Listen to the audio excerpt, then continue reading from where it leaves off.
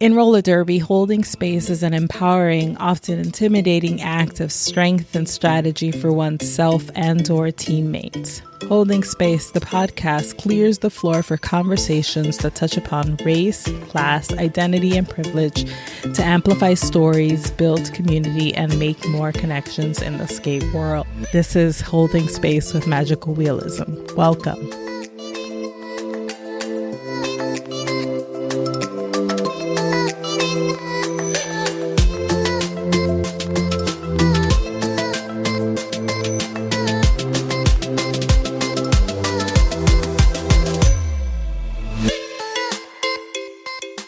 What's up, y'all?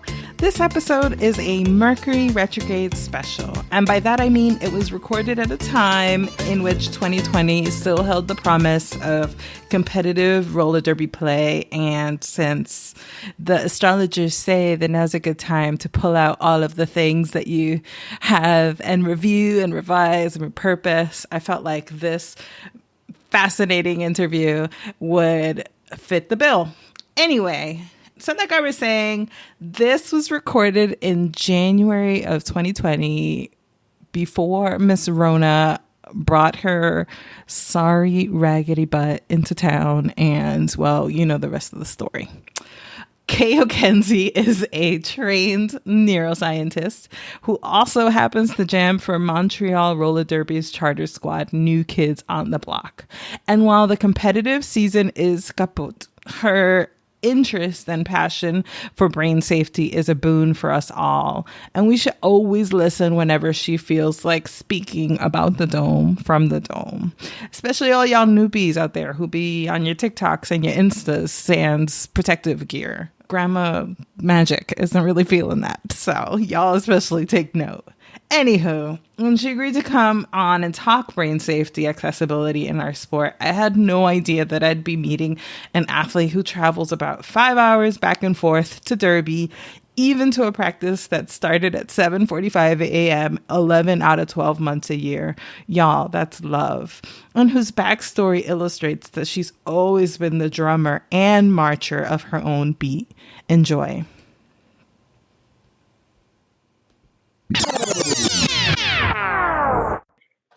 You work in Ottawa? Yes. I work and live in Ottawa, and I commute to Montreal for practice. And that's 2 hours, according to Google.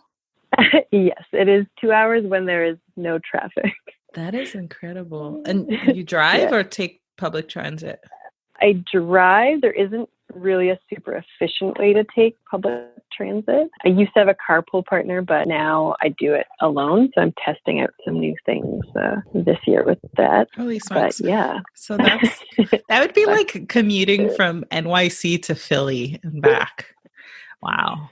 When I leave work and go through rush hour to get there and then come back at night, it's probably about a 5 hour round trip and a total. This year I'm trying to drive there one way, sleep there the night at a teammate's house, and then drive back in the morning. And I tried that this morning and it was okay. I think it might be easier on my body, but we're figuring it out as we go along, kind of thing. Yeah. Because what time would you make it home otherwise? It depends if I dilly-dally or stretch after practice, but it's been as late as after midnight before, sometimes even close to 1 a.m. depending on what time I leave Montreal. But most of the time I would say it was around midnight or 11:30 kind of thing. So you all wrap practice at what time? It's from 7 to 9. And and I leave work around 3-ish, get my stuff, and then I get there a little bit earlier than practice though, because I like to do a full off skate warm up and mentally prep and stuff, and then actually get into the practice, because it would be pretty brutal to practice after driving for 2 hours or 2.5 hours. Wow, that makes sense. Oh my goodness. So wow, the dedication. And this has been, how long have you been with Montreal? I started with Montreal in 2008. I transferred there end of February 2018. So this is going to be my third year. It feels like so much longer. Yeah. I know, it really does. I was thinking about that, and I was thinking about my history with the league, and then I was like, oh man, yeah, I guess it really was just it's really only been 2 years. Like I really just started the third year, but so much happens in like a month in Derby, I find. Yeah, it feels Yeah. like forever. Dope. Yeah, it's Okay, fun. so Hmm. we kind of leapt into your Derby present day, but do you want to Yes, tell I me your know. Yeah. Derby history and your Derby Yeah. origin story? It's a little bit unremarkable. It's funny. So I lived in a house, and I was making friends with one of my neighbors, and we played recreational ultimate frisbee, like in kind of like like a recreational league where the tagline was recess for adults. And so it was just for like meeting people and stuff like that. And on the team also, someone who ended up being her roommate was someone who played roller derby. And there was a guy with Morrison from Team Canada, and there was another guy that used to be on the Team Canada men's team. And one day they're like, "Hey, there's like fresh meat starting. Like, do you guys want to like go to an info night?" And oh yeah, and my good friend Renee Labras, who was also on the skids with me, and we were both the captains last year. She was also on it, and we didn't really super know each other super well, but we were both like, "Ah, yeah, sure." We both like skated before, so why don't we just go try it? And then we just started with the Capital City Derby Dolls. And yeah, we picked it up pretty fast. Like I have a background in figure skating and she has a background in hockey. So like the laps like immediately were like extremely easy, but we just had like no body like awareness for other things. And she was probably better than me. I was a figure skater. She's a hockey player. So she's used to like tracking people. I was just like spinning around and I'd never done a contact sport. So I was like, whoa, but it was like really, I just remember that moment of like, I'd never got to hit someone and I had so much, not like aggression, but like so much pent up, just like things that I've never gotten out of my body. And I'm sure a lot of that's like trauma informed, and just like being able to be empowered by that. It was like, I don't know, it's almost an addictive like feeling of like being I don't even know if it's addictive. It's like, maybe that's what the feeling of like normalcy is, but I was just so used to like the below normal, but like feeling in command of my body and my presence and everything like that. It was just like, whoa, like I wish I played a contact sport younger. Like I went to an arts high school and I played rugby for, I don't know, 5 minutes.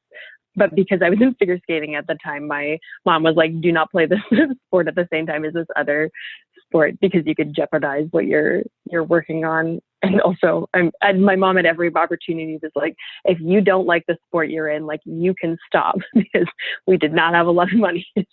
Like, I'm not pushing you to do anything. I'm happy for you, but Just do so not you get know. to do this. Yeah. Yeah. Like, if you ever feel like stopping, you can stop.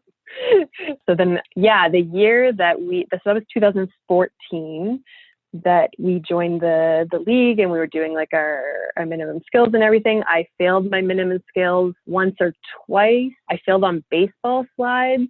And the first time I also failed on backward skating. And I was just like, that just fueled me to work on my backward skating like so hard.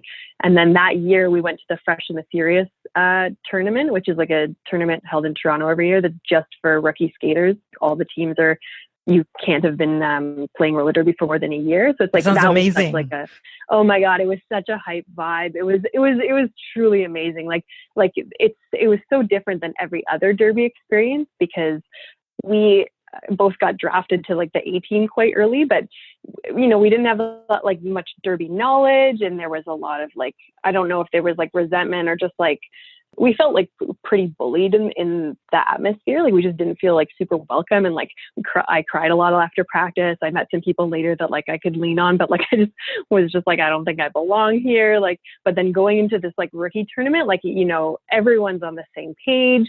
There's like, everyone's just going for like their all. There's no weird feelings. It's just like, wow, you just started skating. Wow, you just started skating. Oh my God, we all just started skating. Like it's just like such a high vibe. And you have like all your league mates that have been to that tournament before, that are either watching you from home because it's like broadcast, or they're there, and you just feel so supported.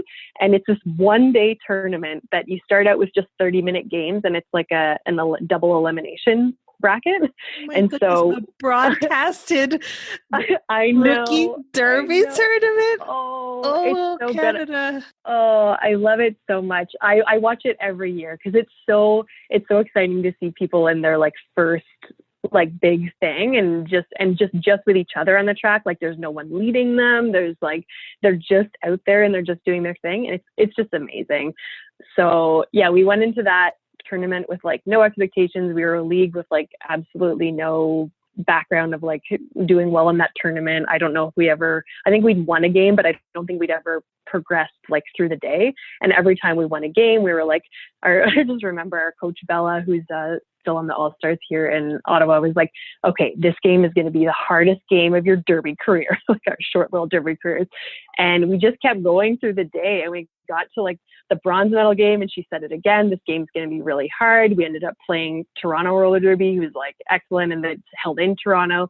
So it's like their home turf, and we beat them, and we're like, oh my God, we're going to the gold medal game. And there was this like super hype game. We were matched up against a team from Quebec that was kind of a mishmash of people from like Montreal and other teams around who were like the favorites to win. And the last jam of the game, we're like down by, I think we were down by like 3 points or something like that, or 4 points. And I was jamming, and oh my God, I'm like getting heart palpitations talking about this.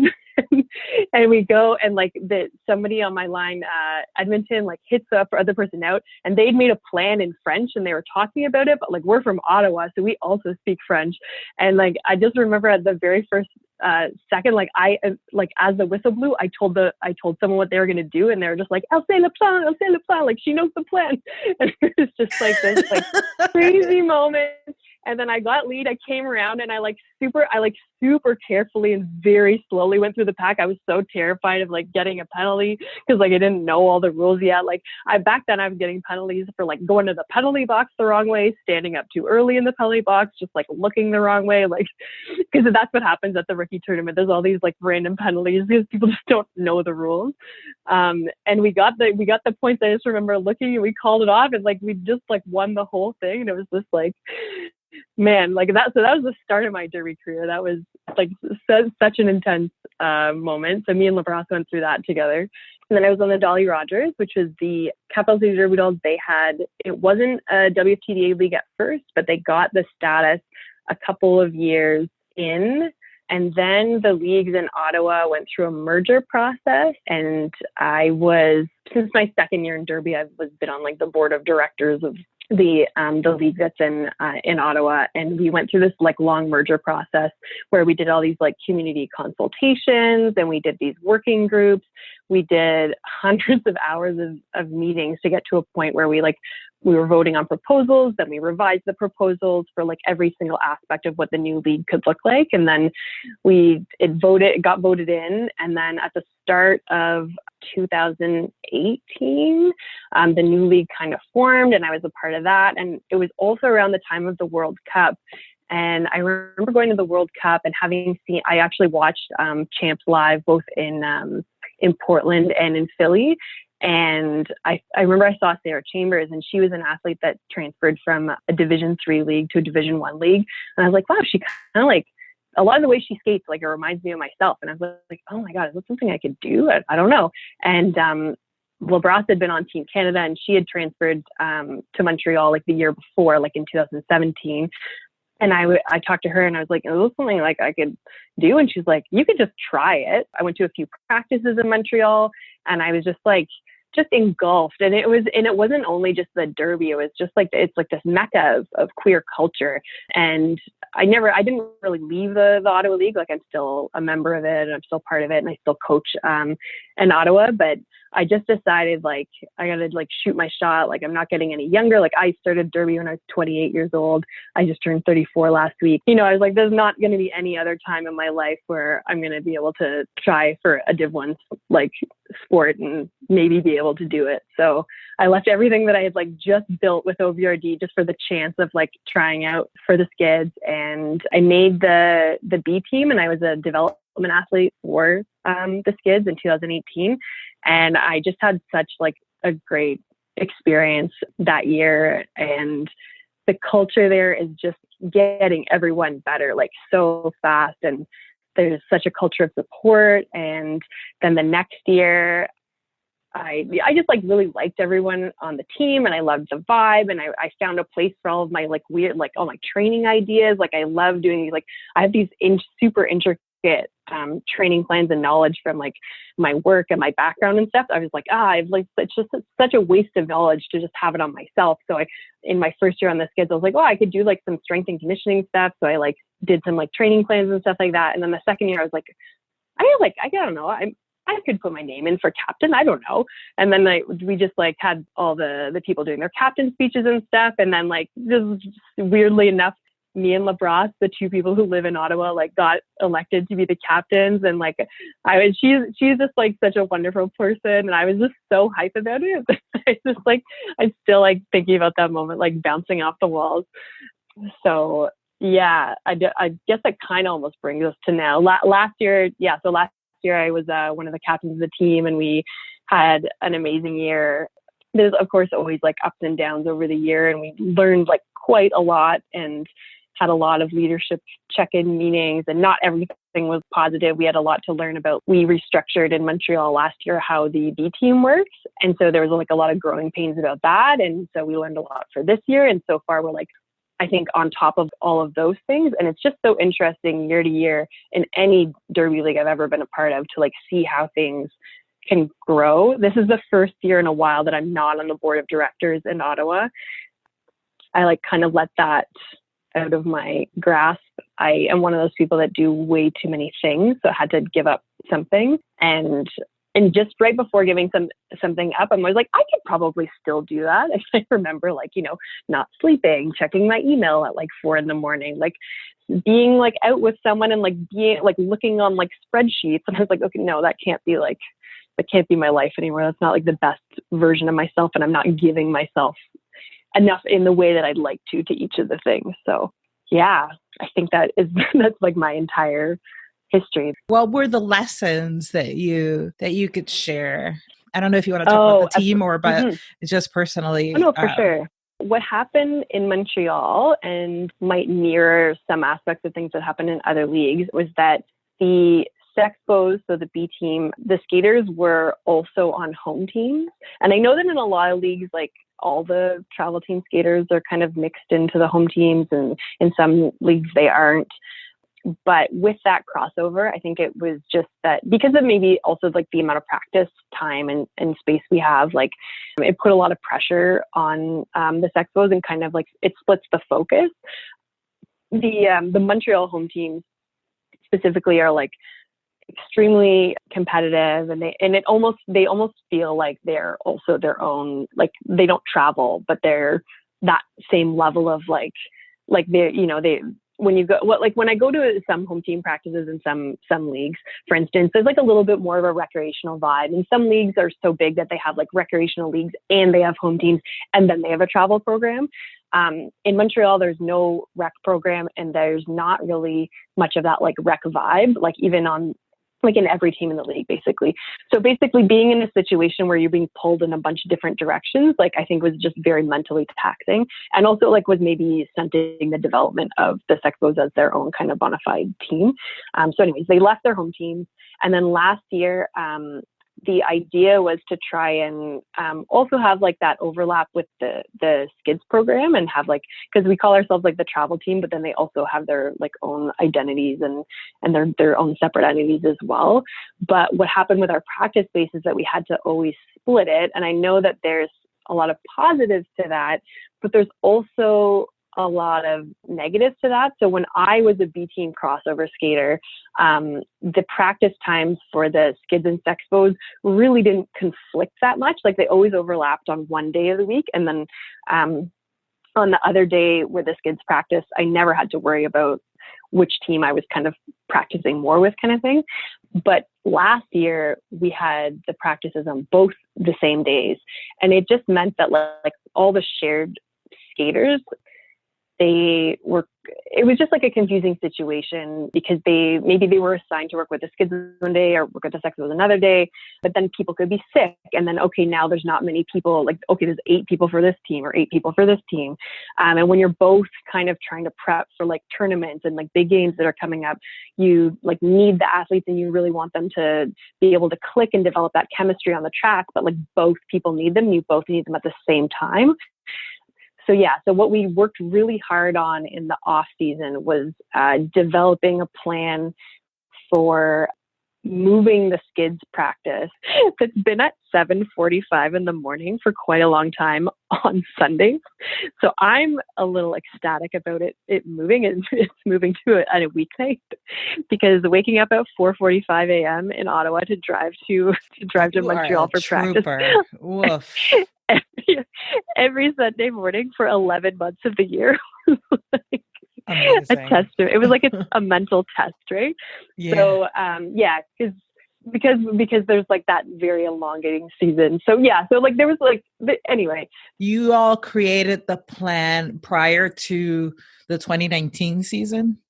No, well, so the league voted to restructure the program based on like some focus groups that the travel team did, but sharing all of our practice time wasn't part of it. But like Montreal is like any other city, we can't just create practice venues and practice time out of thin air. So we had a finite amount of time.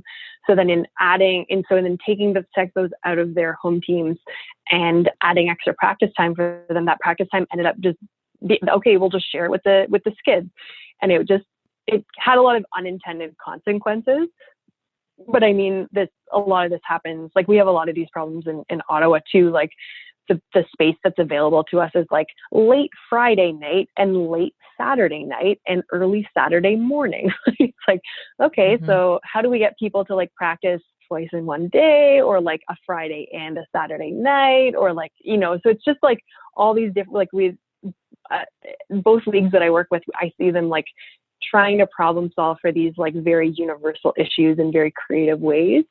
So the thing that I think the biggest takeaway from last year and our trying to problem solving for this year is like that practice space issue, trying to solve it was like the biggest hurdle that we had to create that like mental cushion, I think, for the athletes, because being able to focus, if you're on two teams, being able to fully focus on the team that you're with at the time, I think is very important. And you can say like, oh yeah, we'll just all work at the same things and we're all doing the same drills and whatever, but it doesn't address the fact that you're trying to develop chemistry with two different sets of people. And if you're there at the same time, then you're only getting it half the time. But if you had a different time, then you would actually have double the time, and you would have the same amount of time to devote to both sets. And when I was developing in my first year in Ottawa, and I was kind of like, I was also on the A and B team, I had twice the amount of practice, which was cool because I developed like very, very, very quickly. And I could also like see things at a high level that was like very scary, and I didn't understand how to execute it. And then I would go and like things were a little bit slower at the other practice. I was like, oh, this is how I can move my body. And also I'm not terrified of this person hitting me who's been like playing for 10 years. And like, yes, I'd love that challenge, but like I'd also be able to like meet that challenge with some skill that I haven't developed yet. There's this like push pull of all these like different factors that as leagues and as athletes, as coaches, as board of directors members, as like committee heads, like putting our heads together to try and figure out something that would like kind of work. And I know it's not always a solution that you can choose to be like, oh, here's like a different time that we can practice. What we did is we formed a partnership with another group that uses a space that we'd like to use to try and split the space. And hopefully that's going to work out how we'd like to. And I think that that'll really fix a lot of those like the all that like not necessarily interpersonal. What's the way? Like the structural issues, the logistical that stuff. Cause the logistical stuff that then results in like real emotional burden and like mental burden on everyone that's involved and creates conflict. Resources. Yes. No. Totally. Exactly. Yeah. Yeah. Okay. Pardon the silly question. No worries. But what does Kaio-kensi mean? Where does your derby name come from, please? Yeah, no. So the Kaio-ken is something from Dragon Ball Z. So I was mispronouncing it. I'm so sorry. I know. No. It's totally fine. Most people think that it's Kaio-kensi unless they were like a super geek in like the 90s and like watched Dragon Ball Z. And I was like bullied quite a lot as a child. I'm just like I'm a weird person, and I was an even weirder child. And I just brought out people that like wanted to, were just wondering what I was doing and would, make fun of me or whatever. Like I would bring like a full easel to school in grade 5 and just like I was like, I feel like painting today. So I'd like bring all of my art supplies from home and just set up in the middle of the playground and just like paint something. Just like I was just eccentric. I'm like just a weirdo or like baby Kaio. I know. I want to give her a hug and paint with I her. know. Sounds amazing. I love like her I so did much. this. I know. I would save like we got chocolate milk delivery at school, and I would do this weird thing in the winter where it was all snowy, and I would go to the far end of the schoolyard and I would bury them in the snow and then come back the next day and like they were popsicles, and I was like, of course this is an amazing idea. Like all of you are jealous of this amazing idea. Like I have a chocolate popsicle, but it was just like this super weird thing that I was doing in a corner by myself and like coming back and like I remember like I was probably in grade 5 at the time and like there was like a grade 1 that was like, what are you doing? And I was like, I'll show you. And I was like this weird older kid with like these what did your parents, how did they foster such a fascinating being? I need to know all their ways. I know. My mom just let me, like, I think whatever I wanted to do, she would just like kind of like trying to, like, she would never like critique me for doing anything. Like when I started out playing ringette, for instance, which is like a sport it's played on the same surface as hockey, but it's with a ring and a stick, and it's primarily like a women like based sport. And because my older sister did it, and I would just like be skating around in the end zone, not paying attention to the play, and like spinning around and stuff, and like looking at the boards. And my mom's like, I don't think this is the sport for you. She's like, I'm gonna try figure skating. And so we like did figure skating, and she came to like every single practice. Like, so I run kids programs at the center where I work now. And like, the parents don't want to watch everything. My mom was just there. And sometimes my grandma too, just watching me like every practice. Like she didn't seem bored. She'd ask me questions about stuff. She never really got into like the super technical aspects of anything. Like even now, like in roller derby, like she's like her and my dad said like they came to Montreal for champs for one of the games. And like, it's just so funny. Like he can never remember that the star on the helmet, that's the person is called the jammer. He's like, oh, you're pretty, like he thinks like, oh, you're pretty good, like what's it called, the prancer or whatever. He's a different name for every single thing. I think my dad also I need him to announce. Can you ask him? I need him to get on oh my gosh, broadcasting, please. Thank you. Just the funniest thing. Like, so my dad also, so if you watch me dance and it's weird, like I get it all from my dad. Like my dad just makes up his own, like he does high kicks, he jumps on tables, he does like cartwheels, he does all these like snapping motions like beside himself. And he's like, if he sees a way that you can do a thing and you don't have to do it the way that everyone else is doing it, he'll just do it. So, yes. And he doesn't believe in like spending a lot of money to do a thing. So like my old coach actually in the Ottawa League, he worked for my dad. He's like, yeah, your dad got mad at me today for throwing out his raincoat. Guess what his raincoat was? It was a black garbage bag with like 2 holes. Aww, that's great. What do I need with the yeah, and he's just like, why'd you throw that out? And like that's just so me. Like my partner once, I pull things out of the recycling bin all the time. I'm like, that's my this holder. Like I have this like, that's your what holder?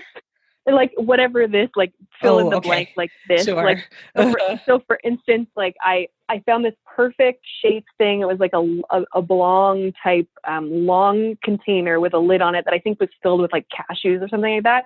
I cleaned it out and I'm like, this is the perfect container for if I'm traveling with bananas. This is my banana holding container for traveling. And he like recycled it. And I was like, no, why did you throw Where is my banana holder? It just looks like garbage. But I don't want to buy something for that. It was so perfect. And like there's just little things also on my desk at work that like they have a really specific function, and like I saved it, and like I don't want to buy a thing for it. And yeah, my desk is just full of like stuff that looks like junk. I'm sure people do, like when IT comes in, like they'll throw out stuff and I'm like, why did you, what? No. Oh, that's not okay. No, I know. Yes, how dare they? How dare they? They don't. They see garbage, but they don't know that that was the thing that was holding It's up the world. technology. But yes. Old-fashioned So anyway, so technology and this. ingenuity. Yes. Thank you. Yes. No, and you're So this. actually, you skipped ahead because I had a question I, about that, about your recycling and of yes. objects and things, I, KO. that was basically like that. So yes, that answers that question. Well, But I know I to need move to back know to more about yeah. that though. Yes. Okay. Yes. Tell me, well, So like, what's a lesser known thing or surprising fact about like recycling, clothes and objects? And like, do you have any tips to share with the people? well, let me look around my room. So Oh boy. there's a lot. I know. I just have to start turning around. That sounded like the wind up to a very long answer. Let me get comfortable. No, like I'm trying to figure out. Like, so I have a vest that I wear for derby, and actually I started wearing it all the time. It's like it's not a jean vest like the cool people wear. I do have a jean vest, but so one thing that I do is, so my partner works at a construction firm, and they have like all these jeans that they use as rags, and he's like, and one of my hobbies is that I like to make pockets for things because I don't like it when something's not functional. So like if I have a jean vest, I'll use these jean scraps and I'll like make a pocket on the inside of the vest so I can actually use it. Like I imagine vests should be used. They're not just a fashion item. I want to not to be able to have like a purse or a bag. And like, yeah, I could put stuff in my pockets, but like I have a derby butt. So like putting stuff in my pockets is not comfortable almost ever. And I guess I could have a fanny pack, but I just don't want one. I prefer vests. So yeah. And actually, So wait, actually yeah. you said that it's made out of different material Mm. or the Like found vest? materials. Oh, a The vest found itself. like jean material. Yeah. So the pockets are, but the vest itself is one that I used to have for work when I worked as like a residence fellow, which is like a floor don, like in university, like that helps like patrol the area and answer people's questions about like sexual health and diversity and stuff like that. Like Like an we live on the RA. We floor, call those but the R like yes, an yeah. RA. Yes, Yep. yeah. They have a lot of names. Yeah. So like Mhm. that. So at my patrol vest, I was like, well, I don't need to throw this out. I'll just put my derby patches over the logos of the school. Oh, But I like, love you so much. You're walking around with your repurposed college RA vest. I know, but like you can kind of see the university name still because I didn't cover it perfectly. And every time I wear it, my partner's like, "Okay, fine. I'm not going to make fun of you wearing this, but can you not wear it on dates?" I was like, "This is a fair compromise," because I realize it looks like garbage. Like, also very warm, so I wear it like in the winter. It also doesn't like it's not the most flattering fit, but I like it, and I can put a lot of patches on it. And there's just like some patch glue that I haven't cleaned off of it. And like I love sewing stuff because I like making projects, but I'm not like a good sewer. Like I've had sewing machines in the past and I've broken the needle on so many of them. So if someone's like, wow, cool vest, like could you do that for me? Like, oh man, I do like 3 pockets a year. Like it's like that is my very slow pace. But I love mending things. Like I have a bag of like, I'm not gonna throw this out, I'm gonna mend it. That's what I do when people play board games because I have a lot of like board game related trauma from my family. So I'm like, yeah, I'd love to come to your board game night, but I'll sit at the table and not play it, and I'll just like Oh, sew watch. like Oh man. pockets into thing or like or Oh, mend things. Like I love it. It's like my little zone. I can still talk to everyone, but like I'm just like sewing pockets or like mending my something. goodness. Oh So man. anyway, I think this Yeah. loops back to you were asking where my derby name came from. Yes, but thank And you. I'm yes, glad no, no, we're covering. I yeah, feel like you're doing all circles the around bases. the questions I and know. interviews. No, like Mm-hmm, much like mm-hmm. that game, that sport that didn't Yes, work out before that predated figure skating. yes, But we're covering ground, There are more than one way. no, I get you. I it's understand. true. You're It's good. true. So, So so anyway, yeah. yeah. So So I was gonna say all of these like things you can imagine. Like as a child, I also had all these weird quirks, and I did get made fun of a lot. And so my escape was watching Dragon Ball Z with my little sister. And in Dragon Ball Z, the main character is Goku, and he was also in Dragon Ball, the prequel to he's actually in that was like he had a pod that was like sent to Earth, and he's just so. I think it's just the way that he approaches life. He just kind of like laughs at a lot of things. And he's also, I mean, he's a little bit confused, but like he's a lot like me in that, like, you know, if he sees a way to do something and everyone else is doing something in some weird convoluted way, he's like, I'm just gonna do it like this way that makes sense. Like even if it's like more simple or if other people are like looking at him weird kind of thing. So he's like happy-go-lucky, but he's also like the whole thing about the show is they all fight each other. Like they have these like massive epic fights. And he goes off to like training. And one of the things he learns through his training with one of his masters is the Kaio-ken, which is like it's a brief period where you massively raise like your power and your energy and your focus.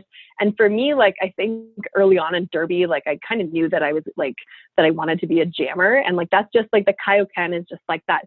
Even if it wasn't just for jamming, just for like in Derby, that's kind of how it works. Cause we have these little jams and you like extremely increase your focus and your power and like your precision and stuff like that. And it was just like this thing that like I want to embody and that I feel like I can embody. I'm one of those people that like has a narrative going in my head all the time. And like one of my very first games that I played in Div 1 Derby was like against VRDL and like on the jam line against like Lady Trample and like and Sarah Chambers. And like I was just like, okay. So and like I was just, but I'm the whole time like with a little narrative like in my head being like, nobody's seen me. I've never been on TV. Like nobody knows what's coming. Like just like this. Hell like and yeah. sometimes from like a third person. Kaio-ken, but like Kaio-ken. Here we go. Exactly. So I like imagine like I'm powering up kind of thing. What was the French what was French for she knows the plan? Oh, elle sait le plan. Elle sait le plan. Elle sait le plan. Yeah. No, it was yeah. It's all these like little narratives that I like. I think that I like looking back on my life and in the moment and for the future, I'm always just having these like little narrative strings or whatever. And I think that's why I laugh a lot when people hit me or like not in like a bad way, because it's actually just so much fun to play this sport. And I remember being at Champs in 2018 in New Orleans and just being like, I'm at Champs right now. What is happening? Like I looked up at the lights and we're playing Rose City, we're playing Angel City, and I was like, this is so much fun. I remember just like OMG like hit me so hard and I went flying and I was like, this is the best thing that could be happening right now. I love that. So it's just like, this is such a trip, right? Yes. And I know that like if I stop having those feelings, then I would reevaluate like, okay, why am I doing it anymore? Right. What is this kind for? of thing? Because it's, you know, it's my hobby. It's the thing that I've come to like either de-stress or like believe in. Or I was reading these passages from someone who's doing their thesis on the self-actualization through sport. And it was so moving actually, because it was talking about how through sport, you go through like a whole human experience. Like you connect to others, you create community, you develop yourself through like either different skills, like you resolve conflicts, like you end up in scenarios where where your morals are put to the test and your abilities and like your mental fortitude. And like, so it's almost like it's like life, but like compressed into these moments that are testing you. So it's a trip. Like it's something that's like, I think that it touches on why we feel like it's more than just a game. Like it is just a game, but the whole process that gets us to the game, like that's the part that is like so all encompassing, right? Like we're creating this community. If we pull the zoom back on our lives, everything is a game, right? Like it's all true. I know. What makes sport any less meaningful? Like I think that especially with Derby, just the circle, the hitting the obstacles and making through and getting knocked down and picking yourself back up, the connections to life are endless, I feel. No, I'm with you. Oh no, for sure. That's fascinating. That's awesome. Yeah, it's super cool. I feel like once I click into like kind of the vibe of everyone, and see what everyone what our like shared goals are, then it also kind of informs what my goals are. I mean, one of my training goals for the off season, I guess I can share that. That one was pretty clear. Was when I was doing a lot of my research and review, like my literature review for my Derby stance talk that I did on brain safety in November. I was looking through stuff and I was like, wow, like reaction time training is like it's emerging as something that's even more important than neck strength and trap strength for like helping reduce the incidence of concussions. So I've been testing a lot of stuff in the off season for like the trap strength and the neck strength and proprioception and activation, but then also like reaction time training. So that's something that like I personally, for selfish reasons, like I would like to not have concussions, or if I do get one, have it be less severe, but then also to be able to like share that information afterwards. And there is some of this stuff that's out there. A lot of concussion research that's valuable is gate kept a lot. A lot of it's like the NFL's like internal like stuff, and then it like trickles out. But there are some places that have openly published research that is useful, and looking at the meta-analyses of all that stuff has informed my training plans and my goals for like how I'm going to like contribute to the goals of the team and myself. Like in the off season, I'm like, I really want to like have sick traps, like sick, like neck muscles. Yeah, and I've never had good traps before. And like, they look puny still, but I've never had, like, they're big enough now that I don't, like a racer back, like shirt or bra, like is very painful for me to wear. So I just kind of like can't, because I can feel it's so like just feeling it touch me. So I was like, yeah, so I'm already hitting like that goal. But like, is that an indication of like a trap having like discomfort with your? I didn't know that. Huh. Well, because it's just like it's like if your butt was too big in your jeans, and it's like painful like on your hips because it's pulling. Like so. I see. Yeah. So yeah, it's just the shirt doing. So like the material would like, yeah, I gotcha. Yeah. This is a really great segue into brain safety and your work with brain safety and concussion work. So thank you. You know, we've kind of followed each other for, I want to say, a few months now, or like maybe. Yeah, I think so. Yeah. Quite a few months on social media, and I feel like maybe in the last couple of months you've made a lot more like threads and like talked about brain safe. I mean, I know that you've worked with, what's the name of that coaching and the name? Roller derby athletics or derby stance. Or one of them? Yes. Well, you've worked in various places, actually. Thank you. On brain safety and sort of brain education. And I think that you've also taken to your own social media accounts to talk about it recently. And you really invested in spreading this info. So I was like, let's talk about this here. Let's have this conversation and hopefully help get this message sort of on another sort of platform rather. So no, yeah, for sure. Yeah. So how did you become so interested in brain education and like brain? Yeah, tell me all the things about it. Okay, the history. Sure. So, just or like your work around it, and just about brain safety culture. I think you in the interview questionnaire, and also access to brain safety education, and something that's inclusive not only to, I guess, like A teams, but also B teams and development skaters and that sort of thing. And everyone. Yeah, everyone. Yeah. Basically. So another organization that I've been speaking to and I'm on the collaboration train with is the WFTDA, and we had a little meeting at Champs, and we were kind of collaborating before that. They did a little interview with me right before Champs.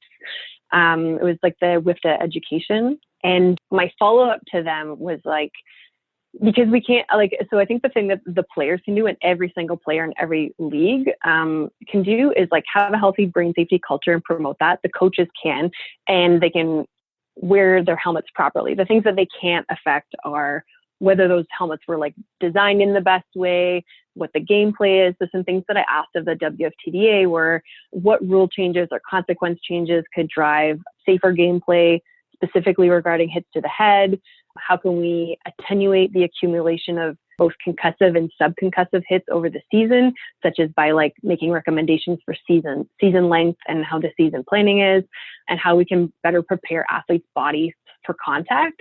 So like both when they're learning the sport and established in the sport, while they're like providing world-class entertainment for everyone, or whether they're just in front of a home crowd, and what's the best way to educate them about preparing themselves for that. So going back to like the athletes, the stuff that I've spoken about for brain safety culture, I think one of the most obvious things is like to be non-defensive and open about talking about hits to the head and how they're happening, and examining our actions at practice and how it led to a hit to the head. So it's like, okay, who is out of control, or not necessarily out of control, but like, what are the habits that we have personally or in certain situations, like when we're tired or when we're playing a team that's like much shorter than us or whatever, that cause us to hit or to make more contact with people in the head or jaw or whatever versus another situation. And just to like look at those things and become more mindful of them and create a culture where we're like, hey, we're not going to do those things. And it's not because people are bad people. It's just, it's happening. But the thing is, hits to the head cause a lot of emotions just because of the way that they do. Like when you get hit in the face, like it causes like, you know, a prefrontal cortex and amygdala response. Like it causes like a rage.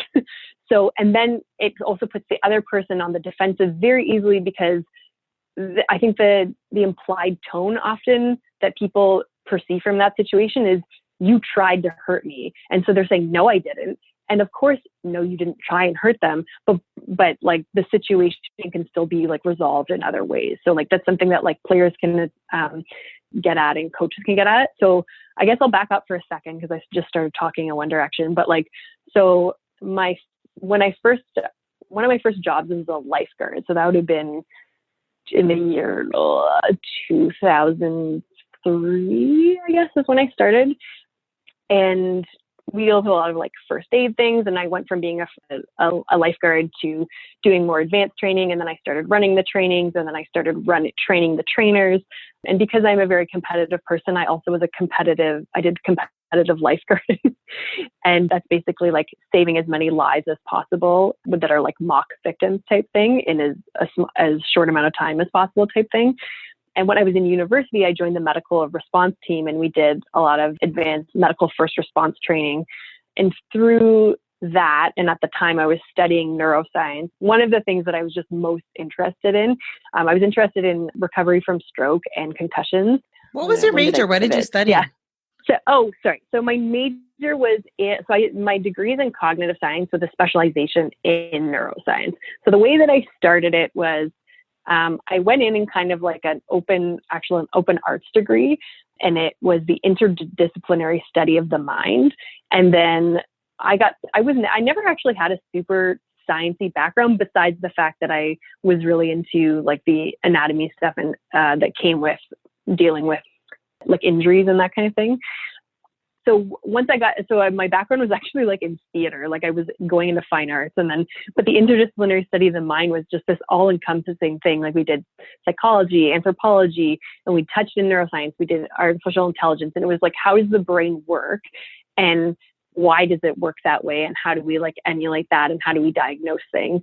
And as I started taking more classes, then I kind of pivoted, because I was also interested in engineering. And I tried that for like a hot second, but at that time, it was a very volatile environment for like a woman in an engineering faculty. So I kind of pivoted away from that and just focused on like the cognitive science. Yeah, it was like I had spitballs thrown at me. People would kick my chair. They would fart on my head. Like it was like I was in a twilight. It was like I didn't have a typical high school experience because I went to an arts high school, but I was like, this is worse than like, it's got to be like, these people are acting like they're 12.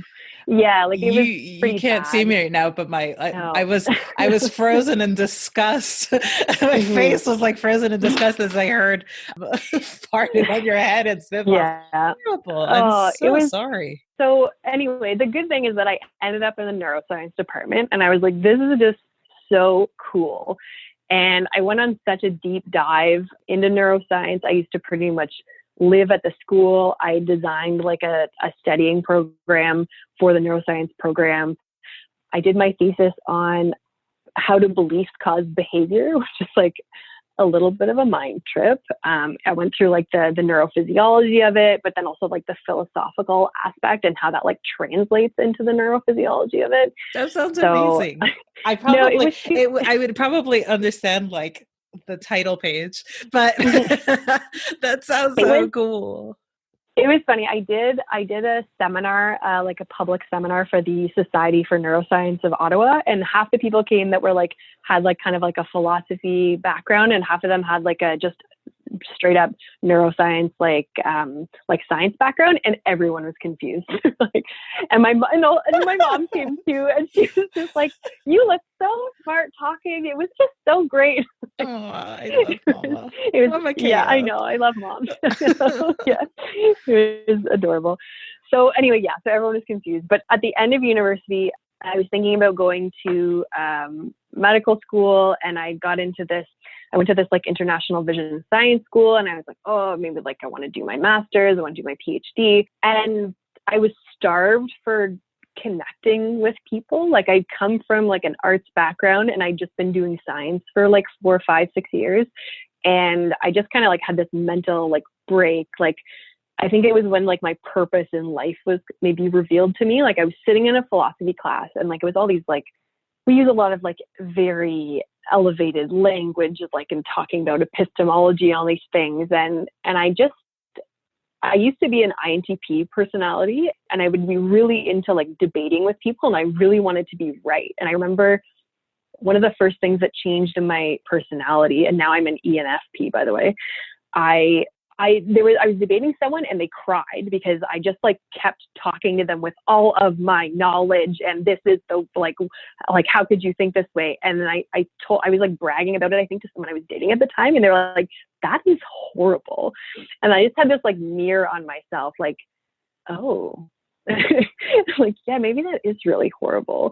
And not that like being in university was horrible, but I had a similar moment in a philosophy class where I was like, why are we like, I get that there's a purpose, maybe a higher purpose to us talking like this and talking to each other, but it just felt so like we're just massaging each other's egos, and like, what does it matter? And who does this connect to? And what good are we doing in the world?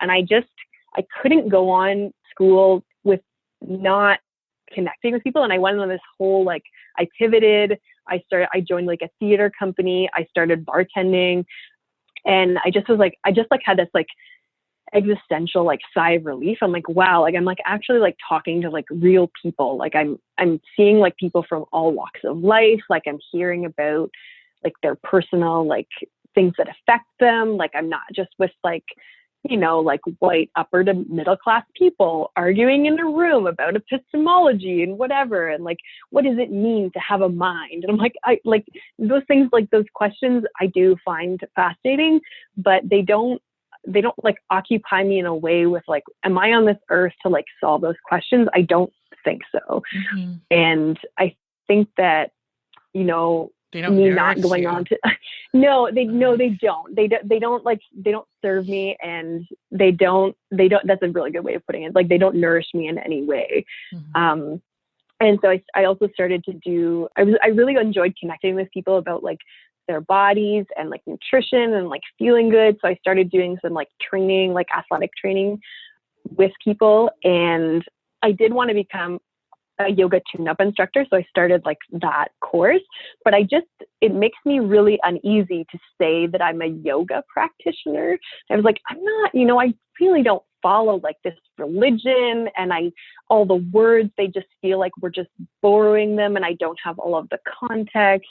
And it was just like, there was something about it that also like didn't sit very well with me. And in the middle of like me doing all these like certifications for going on that journey, I got a call asking if I wanted to work with Citywide Sports, and which was a department, the city of Ottawa, where I got to oversee like this amazing portfolio that like worked with like at needs communities, and also with like a cycling program, which is where I got into helmet safety, that also oversaw this older adult program that go on these like excursions, like 50 out of 52 weeks of the year, like hiking and cycling and winter hiking and snowshoeing and all these things. And I was like, wow, like this is such a cool portfolio.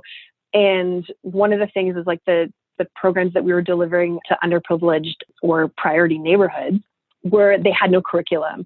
And I was like, curriculum development like is my jam. Like, so I got to use all of like my neurodevelopment background to be like, how are we making sure that these children are developing physically through their fundamental movement skills, but also through like their neuro, like social development.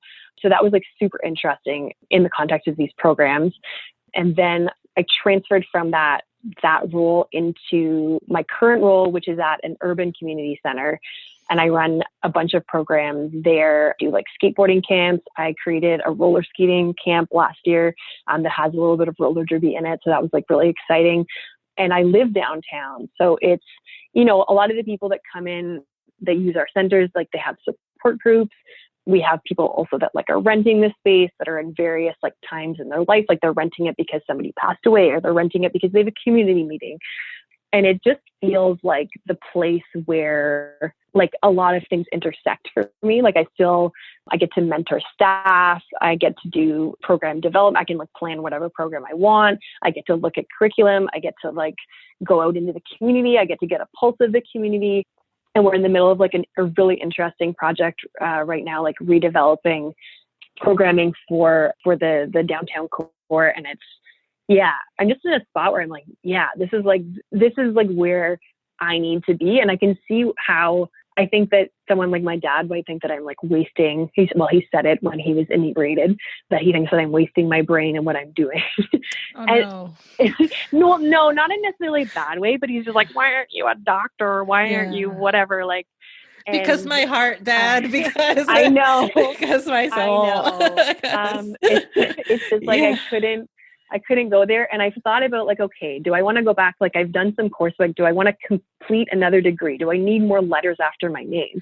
And like, if I ever get to a point where not having the letters after my name is blocking me specifically from an initiative that I really do believe in and want to take, I'm going to reconsider it.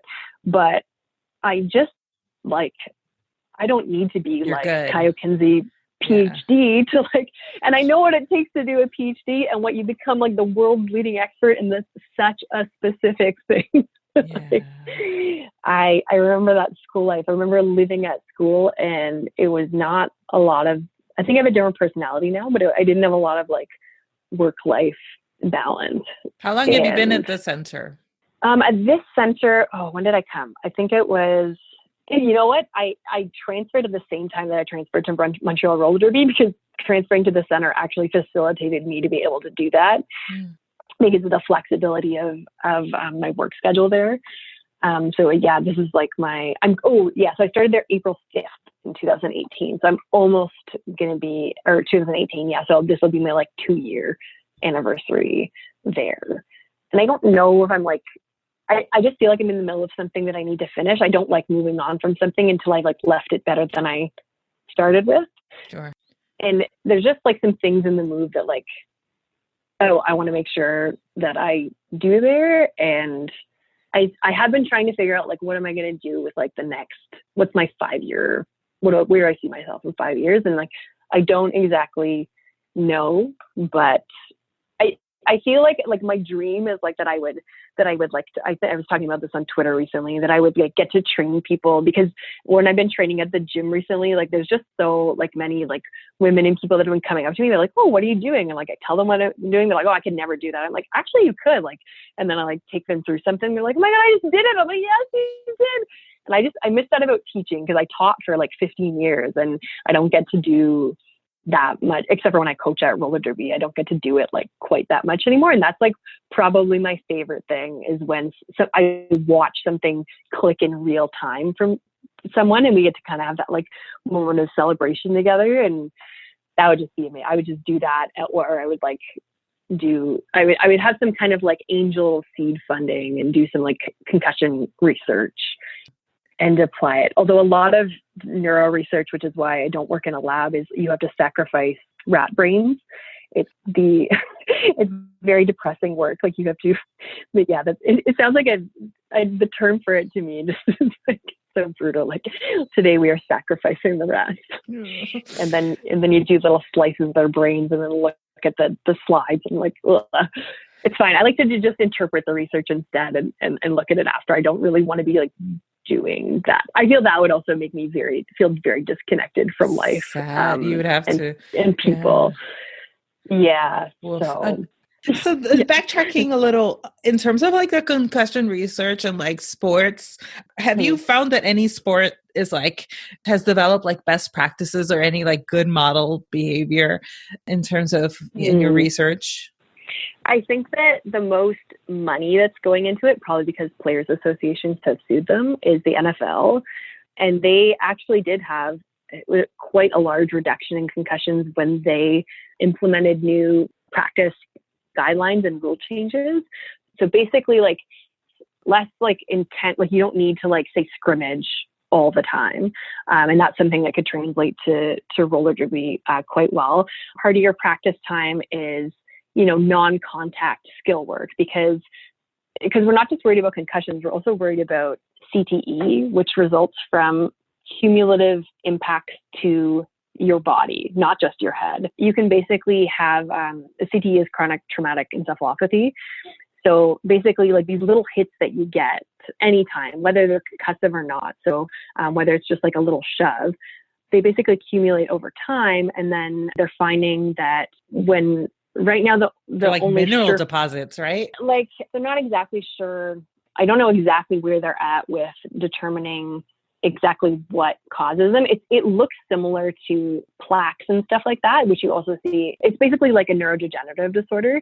And then other types of neurodegenerative disorders would be like Alzheimer's, dementia, where you get like plaques, Lewy bodies, that kind of thing. Like weird, like, yeah, you like deposits are just cells that are doing something that they don't do in a healthy brain is maybe the easiest way to explain it.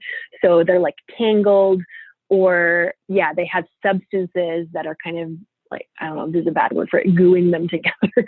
But then when you have cells that aren't free to do what they're supposed to be doing in the brain, there's not a lot of space in the brain. The rest of our body's quite soft, but your skull is your skull. So this is why it's really important or really dangerous when you get hit to the head. If it's a head injury, like a traumatic brain injury, where the swelling is all happening inside your skull, because then it just swells in towards your brain because the skull itself is not moving. It's not swelling outwards. So that's actually how Liam Neeson's wife died. She was skiing actually on a vacation in Canada, and she hit her head. She felt okay, but was very nauseous, which is a sign of a major head injury. She did not go to the hospital. She went back to like their ski chalet or whatever. And I think within hours, there was irreparable damage and she passed away.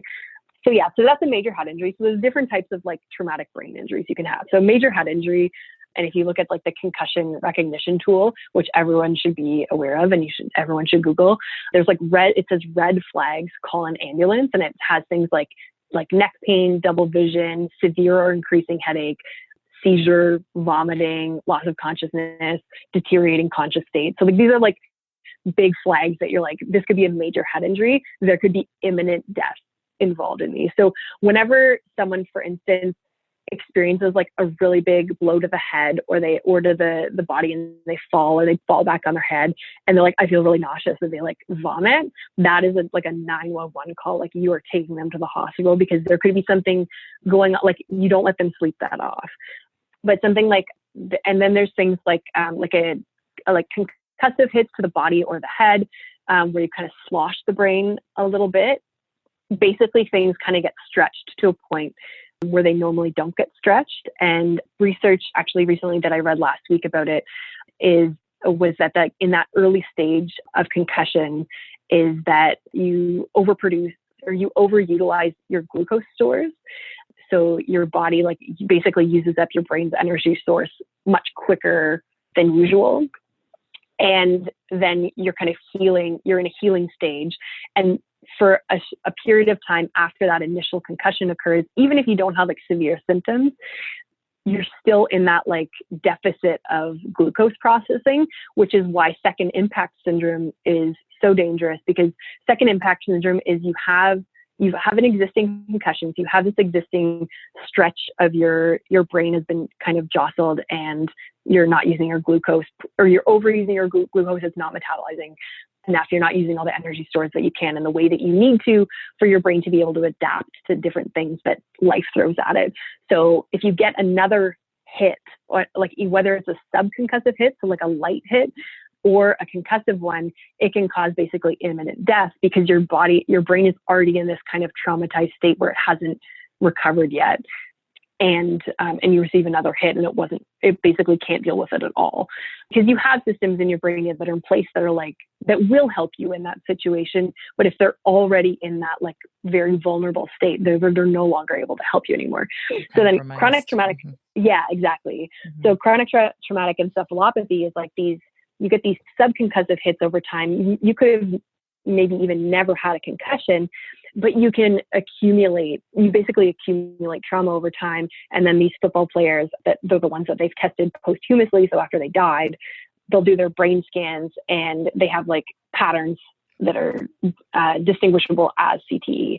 So one of the things that happens is like a lot of them, like they say they'll have major mood changes or they'll commit suicide. So that's something that I'm very scared for the sport. And a lot of, longtime athletes of the sport have been talking to me a lot about and messaging me. And they're things that obviously they would like for us to improve or know, like, and this is one of the things that the WFTE said to me at the meeting that we had in November at Chance was like, we want to know, should we be playing this sport at all? Or should we be playing this sport in the format that we're currently playing it, kind of thing.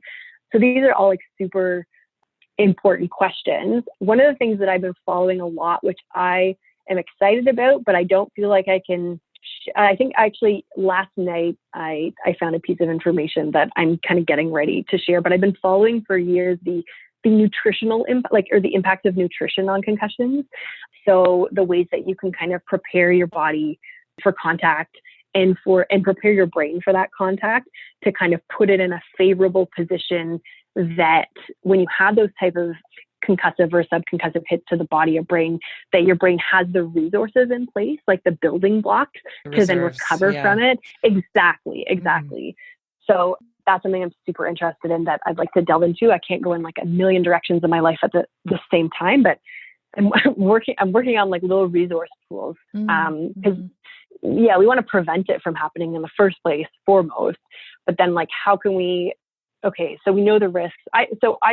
You want to prevent them ideally, but you also want to equip the brain, or like you want to equip the athletes in a various like multi-pronged way, right? Through like education, through nutrition. You just mentioned like physical training of your body, like through, and also through like equipment, right? Like actual gear. Like I would think those were some of the basic building blocks of trying to tackle this. Yeah, like my dream.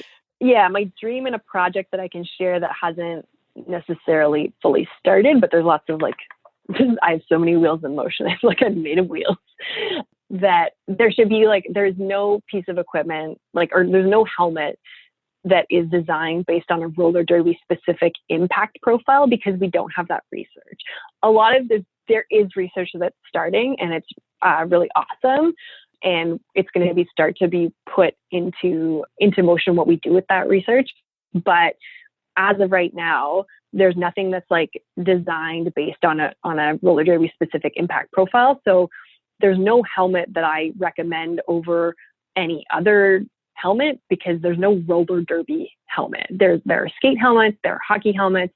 I will go out of my way to make sure people are educated about the best ways of using those equipment.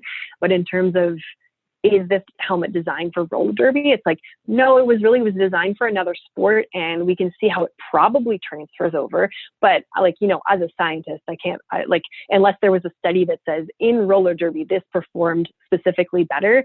I don't think it's like, it would be morally reprehensible for me to be like, I endorse this specific one. No, of course. Exactly. Yeah. No, for sure. Of course. So, no, that makes total sense. So in terms of like making helmet safety and brain safety like more accessible, some questions that I think that helmet companies need to be held accountable for, or at least like answer to, and that I've gotten questions about that I don't have all of the answers to, is helmets in different sizes aren't necessarily aren't necessarily certified. So like say someone got like have a certified helmet and there was a certain thickness of pad in it, and that was what the impact certification was kind of based on. Then if there's like a totally different pad in that helmet, it could be not certified at that. And I'm definitely not talking about any specific brand or anything like that, but these are questions that were like thrown my way. And then just like hypothetically.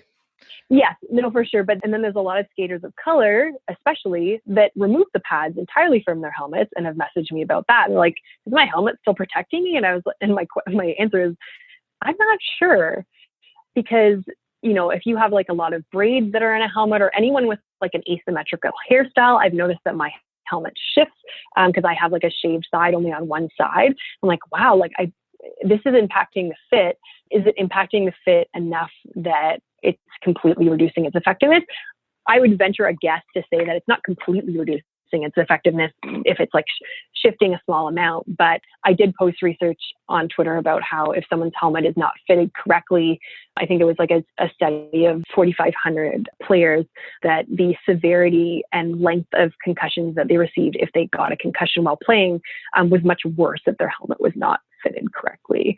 So these are questions that like definitely need to be explored, and that we don't talk about as much. Like I can talk about like helmet fitting on someone, and there's like something I've talked about before too, is a lot of people in our sport are hard of hearing, so they might have like a cochlear implant or some other type of device that needs to be fitted like around the helmet in some way.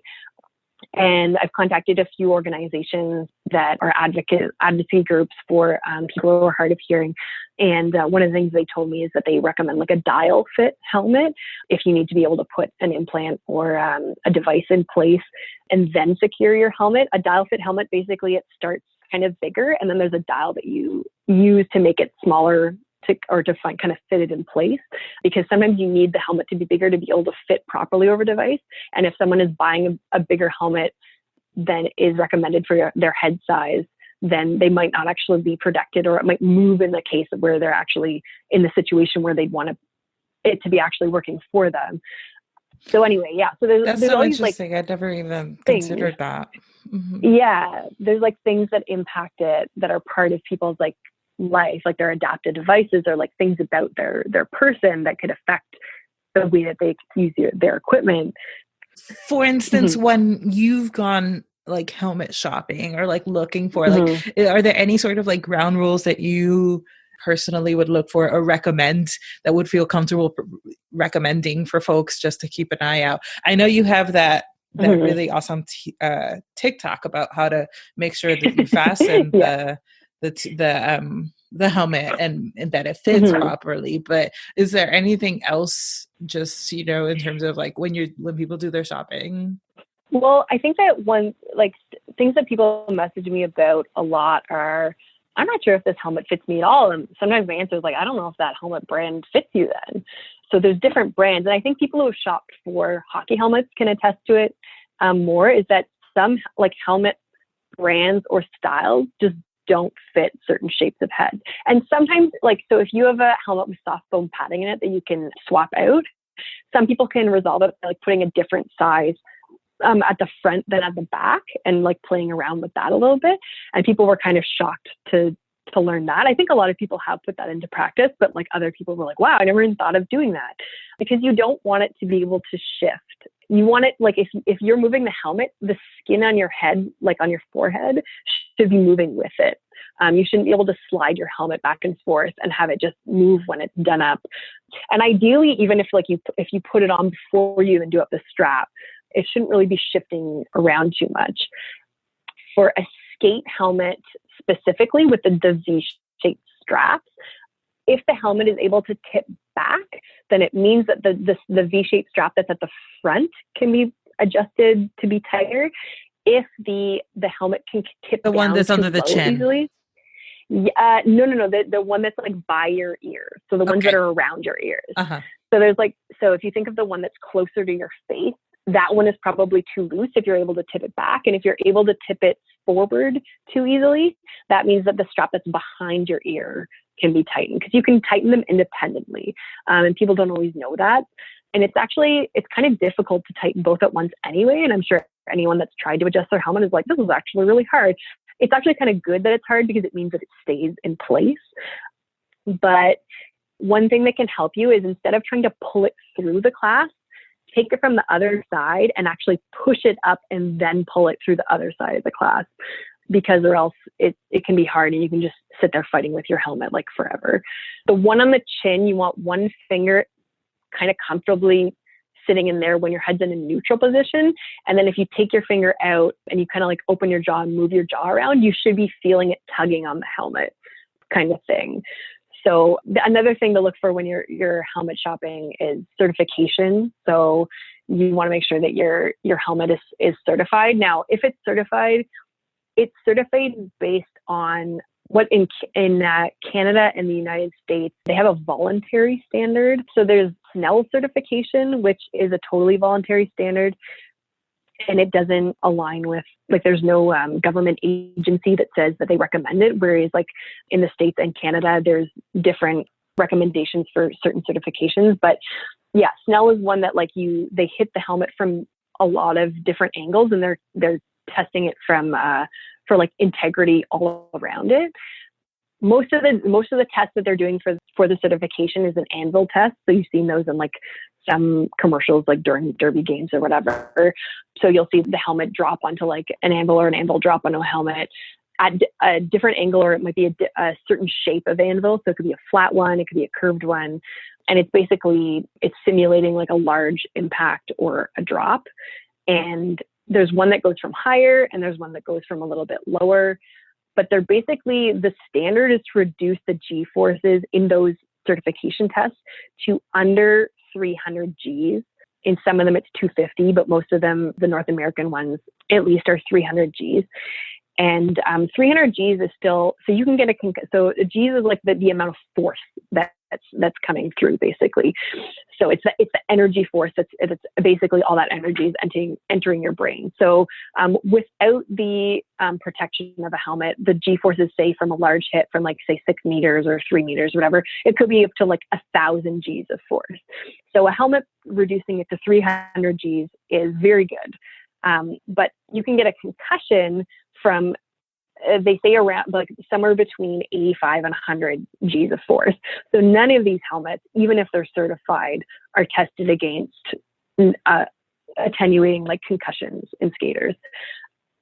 So yeah, so anyway, it's still important to like get a certified helmet, because you still have those moments where you like randomly could fall from a standing position and hit your head on the ground backwards, say like whether you're skating in a bowl or whether you're playing on a hard cement surface playing roller derby.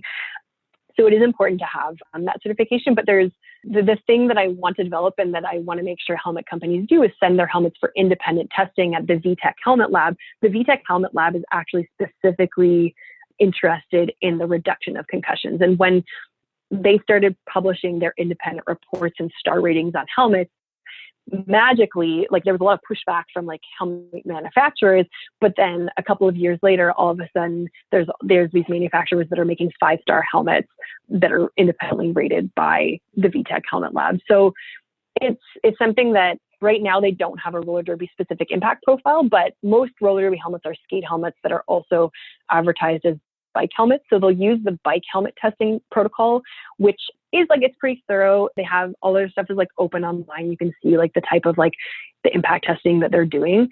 But one thing that's important to develop is that like rotational acceleration, which is, it's proven to be the way that the most severe concussions can happen, because linear acceleration, like hitting your head kind of straight on or straight back, are in general the less severe types of concussions. The most severe ones are you're rotating, you're twisting while you're receiving the hit, or because of the hit, there's some rotational violence that happens in the brain. And I posted recently about how hits to the jaw across sports, they're finding that those are kind of like some of the most serious hits. And that was something that like I discussed a little bit at Champs, and that, you know, has been toyed around with, like, do we need like a jaw protection on our helmets in roller derby? But we couldn't really go halfway with that. Like, you couldn't really have like a game where like a couple of people have jaw protection, because like that helmet is going to injure other people. in the game. So I think that the place to start that they're starting right now is getting as much actual data from the actual sport that we play to go in, and then using the results to inform different like policy and whatever decisions. I'm a safety nerd, but I also like I'm doing a dangerous sport on purpose. I know all the risks, and I'm like, yeah, I'm still going to do that. But you're doing it in the most informed way that you can, and in the most, like the most cautious way, I'd say. But no, my question was, you've mentioned the meeting that you had with WFTDA. Like, I'm just a little curious, like, who was at that meeting, and what were the action steps? Like, yeah, I'm trying to remember what was there. So there's a representative from WFTDA insurance that was there. And let me just, and then the compliance manager for WFTDA insurance as well, and the education manager for the WFTDA. So those were like the four of us kind of like had a meeting, and like it was a very like good, like kind of excited vibe, like, hey, we all want to do something about this, like we all want this sport to be safer, we all want like like nobody in this sport is like a professional, like people are doing, like we all love this community, we want to keep this going, but like we don't want to do that at the expense of the brains of the athletes that are competing in the sport. So like, how do we make it better? How do we what are the different ways that we can go at it about? So yeah, and then I had that like follow up with like, hey, here's all the things that like I've been thinking about, and we're just kind of like going back and forth about those, like about rule changes, about season planning recommendations and that kind of thing, getting healthy brain safety culture, like what's the best way to get it out to people. Because I actually, I have put out a lot of recommendations before, and not a lot of people read like a nerdy article about brain safety on an association website, but like a lot of people watch a TikTok. Yeah. It's definitely like the most hype thing I've ever done. And I kind of just did it like just randomly, like in my living room, like I was just playing around. It was like one of the first TikToks I ever made.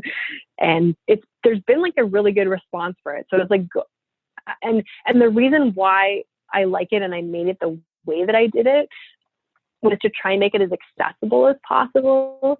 So not only is it like, it's a funky, cool thing that people are already like looking at, but the fact that like I'm not speaking in the video, which means that anyone can translate it into any language.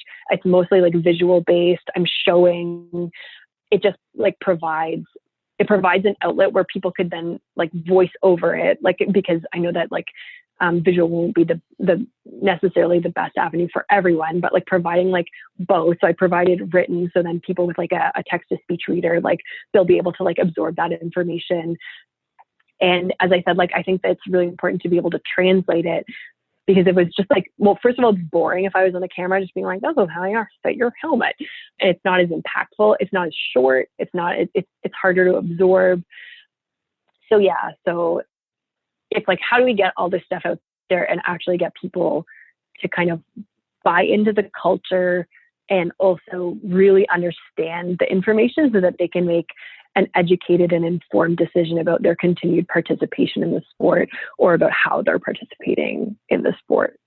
Yeah, no, if there's anything I've learned about communications and organizing and trying to deliver a message, is that you have to have multiple entry points and multiple formats for folks. So, you're absolutely right. It's so accessible, it's so quick, and it's so digestible. And the fact that there isn't a language component to it, it's all like physical body language. That's really, that's great. Kudos for that. What do you want to talk about next? Do you want to hit me with your that's my jam? No, that's true. Okay, I can quickly do like that's my jam, because it's just a cute like anecdote. So I think that's my jam that I love that happened. So when I was playing for CCDD in Ottawa, I was just like, my whole vibe was like super silly, super joyful. Like I was always dancing on the jam line. Like I would always we'd have these like karaoke after parties, like, and like my way of like cooling down my like body to make sure I stretch was like I just do these ridiculous dances and be like, make sure I'm doing my lunges, make sure I'm like stretching my hip flexors, okay, getting like at my serratus anterior, it's a bit tight. Like it's just like dancing was like my big thing. And then when I transferred to Montreal, I got like a lot more serious. Not like I lost that joy or anything, but it was, I guess, a little bit more bottled up. And then at the moment, the gold medal game at playoffs versus Denver, we had like my bench manager said that she wanted me to close the game. And I was like, oh my God, I get to close the game. For the last jam. And then there was like an official review, and DJ Agent Meow was there, and it's just an amazing DJ. And this like song came on, and we all just started like busting out. We were doing like the air guitars. It was like the longest. Oh, of course, in Denver, that must be like the danciest team in Oh my God, it was. I remember right before that game when I was like, wait, we're in the gold medal game. Does that mean we get to do a skate out? And I never get to like do like anything theatrical anymore. And I was just like, oh, we're doing a skate out. And like somebody actually came up to me in the hall, and I think that teams maybe usually get like a little nervous about skate outs, or like, oh, grown, like skate out. And they're like, oh, don't worry, you don't have to do a skate out. And I was like, what do you mean we don't have to do a skate out? I already picked the song. I already sent the song to the DJ. Like, it's just like, and I like went out and like was talking. They're like, I want to speak to the manager. Like, no, exactly. And I actually like approached Lady Triple on the track. I was like, did you know that they might be canceling the skate out? And she's like, oh no, we're not canceling the skate out. Like, you gotta put your foot down. Like, you gotta stand for something. For sure. It's true. So that just both of those moments. I think the skate out for like that crowd at playoffs, and then that last jam of that game. Like, I mean, the jam itself was also very fun. Like it's fun to like get out and get lead and everyone cheers. But my second favorite thing in Derby is chasing the other jammer, and I got to do that. And it's just like so fun. And then we all just like hugged at the end of the jam, and it was just like so exciting. Wonderful. So that was like a big one for me, for sure. Yeah. So thank you so much for your time. You've been so generous. Just to wrap up, your self-care tip. Oh, my self-care tip. Oh, it's hard. So I have like a chronic illness. So I have my whole life is like trying to like do self-care. So I try and like take a breath and like prepare as much as I can in advance for like anything that could happen. I mean, that probably like plays into my like weird contraptions and like found objects like things. But it's like I try and plan my food as much in advance. I try and make too much food. One thing that I really think is super useful that plays into self-care from sports psychology, that is an activity that like an exercise anyone could do that has any anxiety, is that you imagine this is going to start out bad, but you're going to understand after. So you imagine every possible thing that could go wrong. And so if you're ruminating on something, you write it all down. You write down every single possible thing. You're like, this catastrophic incident could happen. This could happen. This could happen. Because maybe it'll happen. Maybe it won't. And then you go through the list and you say, what am I going to do when that happens? And that's helped me to like visualize, okay, I'm going to be in this moment. And like for me, like I have a lot of like gastrointestinal symptoms, or like I have arthritis. And so I'm like, okay, this happens. What's my next step? And it just means that like, I have this thing with me that will help me, or I will have this thing beside me. I'll be able to tell the coaches this. And because I've like mentally or written down what I'm going to do in each situation beforehand, I actually have a plan for every single small situation. I've thought about it before, and it allows me to stay calm. And I probably learned that from like emergency response too, but it's just like okay, we have a plan. Now we can stay completely calm in any situation, even if it's like this. It's like a troubleshooting situation.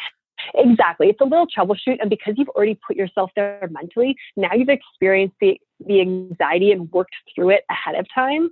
And it just allows you in the moments to stay in those moments, and it allows you to care for yourself in like a more comprehensive way, I would say. So that my self-care tip is think of everything that can go wrong and then solve it. And it's also like a more like, I want to say like practical brain, or like proactive brain, perhaps. That's probably the better term, Mm-hmm. to Mm-hmm.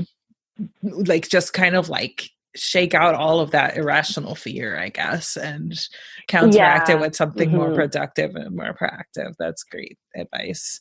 And what would you like to Mm-hmm. hold space for? This is like your free What do I space. want to hold?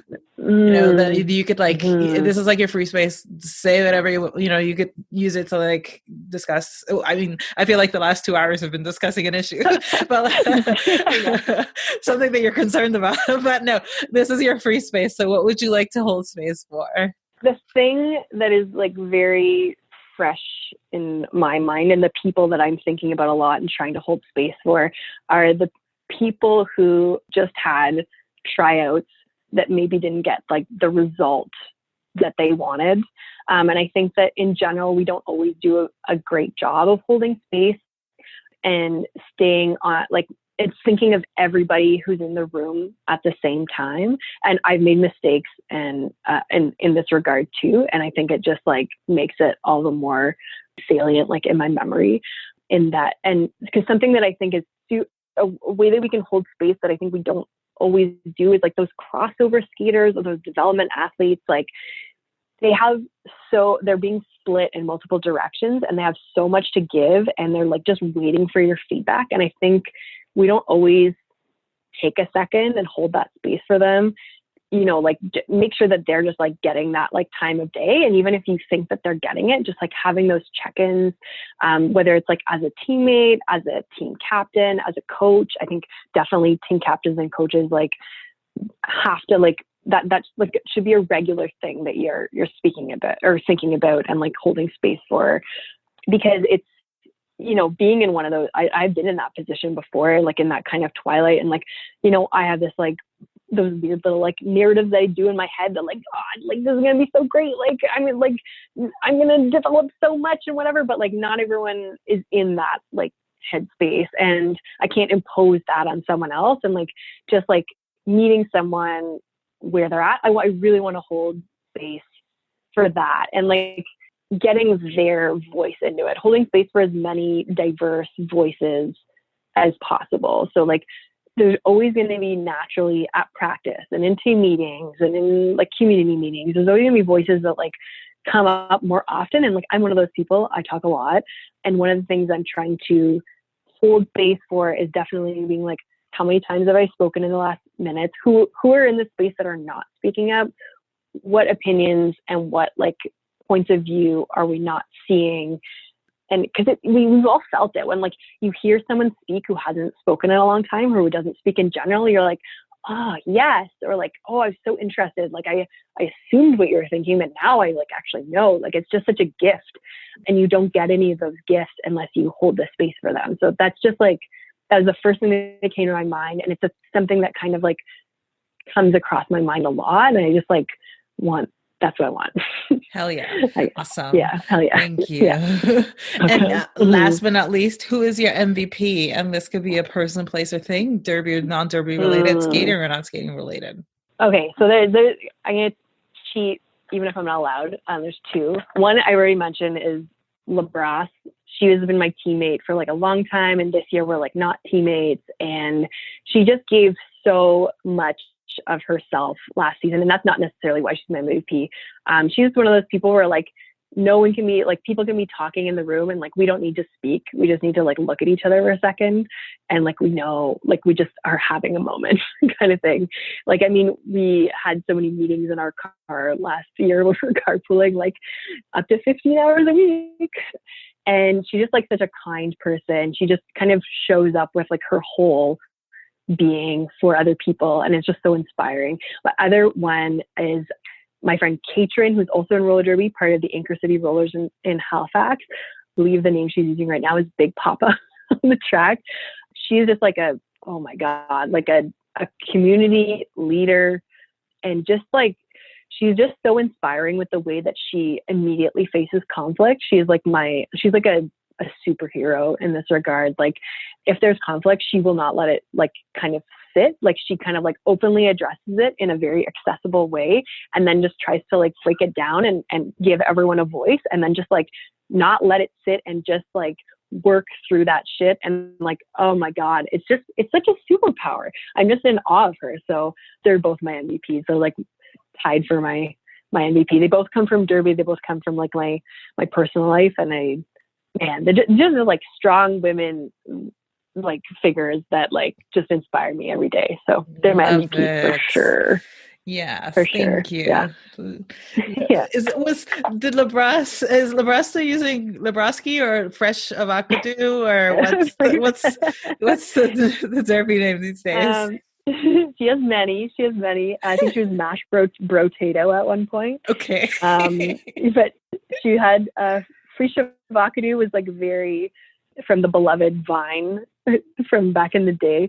A lot of people when we went to the Big O last year, like, have you ever seen the Vine?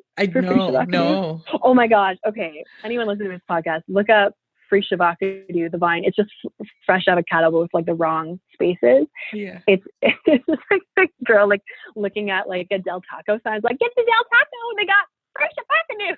I love it. Okay. It's the best. But she also goes by Bro, and I think she might use that this year. You might have seen like recently the Skids had a roster announcement, and she and us we're just heartbroken that we're not together this year. So we have like a Bro, and that my Twitter name right now is Kaio-kensi, in homage to her. But, so yeah, Bro and Big Papa, thank you. Thank you for being our MVPs. Yes, thank you, Kaio-kensi, for all of the things. You're so awesome. I really enjoyed this. Me too. Yeah. Thank you. It's great. Yes, thank you so much.